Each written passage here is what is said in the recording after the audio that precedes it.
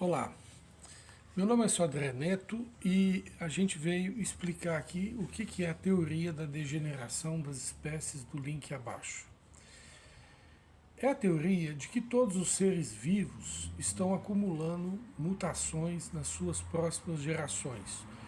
Nós temos dois tipos de entropia genética: a velhice, quando você chega à idade de 60 anos, 40 mil mutações deletérias se acumularam nas células da sua pele, só nas células da pele. Essa é a entropia genética da idade. Né? A entropia genética da população é quando parte desse acúmulo de mutações passa para as descendências, para a população, para os descendentes. Né? Em média, um filho da gente tem entre 50 a 100 mutações deletérias a mais que o seu pai. Quando a gente faz o cálculo, né, conforme o Dr. Eberlin demonstrou, Marcos Eberlin, ganhador da medalha Thompson, autor de 1084 artigos científicos, sendo o primeiro autor de mais de 200 artigos, ele demonstrou que se você fizer o cálculo dos milhões, né, a gente tem 15 a 30 milhões de mutações deletérias acumuladas na população humana, e quando você volta, você vai chegar próximos à Eva bíblica, aos tempos bíblicos, 6 a 10 mil anos. Então, você olha a taxa e você chega a essa idade. É um cálculo simples, uma vez que a gente já tem mapeado todo o genoma humano. Muito bem, isso ocorre nas plantas, nos animais, né? Inclusive se não fosse técnicas como do melhoramento genético, né? De biobalística e de cruzamentos com espécies primas, desenvolvida pelo criacionista que é ex-ateus e ex-evolucionista John C. Sanford,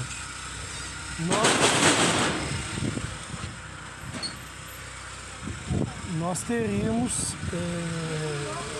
não teríamos comida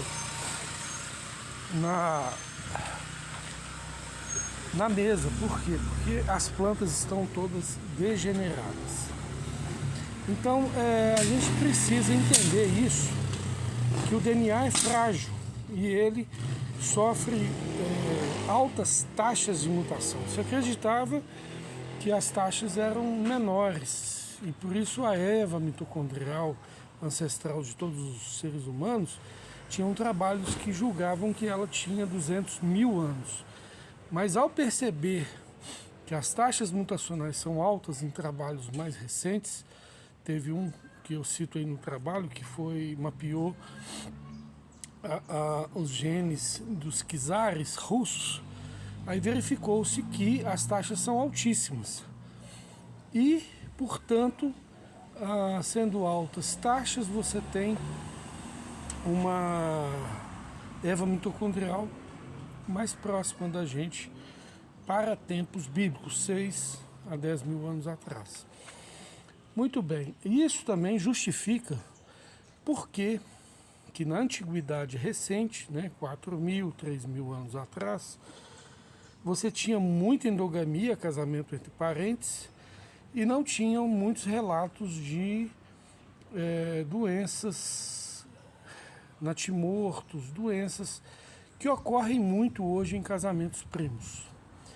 Por quê? Porque não havia acúmulo de mutações deletérias há pouco tempo atrás, porque as taxas são altas, então há pouco tempo atrás você vai ter menor carga negativa de mutações genéticas, então os casais poderiam se cruzar sem grandes problemas no passado, mas hoje esse quadro já é cada vez mais ameaçador, uma vez que toda a humanidade está acumulada de defeitos genéticos. Isso se observa nas plantas também, quando a Embrapa, depois de muitos cruzamentos, de biobalística, consegue produzir, por exemplo, uma mandioca grande, bonita, o agricultor tem que ficar vigiando para que ela não cruze com outras outras qualidades, outras espécies de mandioca, senão ela vai perder todo aquele trabalho de melhoramento genético que foi feito. Então todo o trabalho de melhoramento genético, ele compreende muitas espécies selvagens que estão extremamente degeneradas. Você pega um milho selvagem, é totalmente mirrado, totalmente degenerado. E por isso você vai perceber essas altas taxas também no contraste entre a megafauna recente, aqueles animais gigantões, com os seus descendentes atuais, que são em geral anões, com raras exceções. Aí você enxerga no contraste fóssil, né, considerando o fóssil como sendo recente, porque nesse trabalho aí a gente vai demonstrar também questionamentos da datação geocronológica aceita pelo atual consenso científico geológico. A gente questiona isso por quê? Porque, primeiro, se você consegue datar tecido mole ainda orgânico em 68 milhões de anos, é lógico que seu sistema datacional está errado. Por quê? Porque bactéria, fungo, destrói, metaboliza tudo que é orgânico. Ela não vai deixar no osso de algum animal algo sem metabolizar durante 68 milhões de anos, como se advoga em relação ao T-Rex, né, que é aquele achado de Montana que foi o primeiro, mas depois dele começaram a serrar fóssil, como publicou na Unicamp o Everton Fernandes Alves, junto com um outro autor, que não me falha agora o nome, parece que vai virar regra e não exceção achar restos orgânicos quando se serra fósseis, né? Então a gente já tem uma visão de que a geocronologia está errada.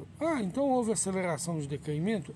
Eu cito aí mais de 15 trabalhos científicos publicados mostrando sobre inconstância no decaimento, o efeito piezoelétrico, o plasma em conjunto, som, aumento de temperatura imediata na queda de um asteroide, muitas coisas podem ter aumentado a temperatura que junto com o efeito piezoelétrico e plasma podem ter acelerado o decaimento não só de elementos radioativos, mas de elementos estáveis, tornando-os radioativos, né?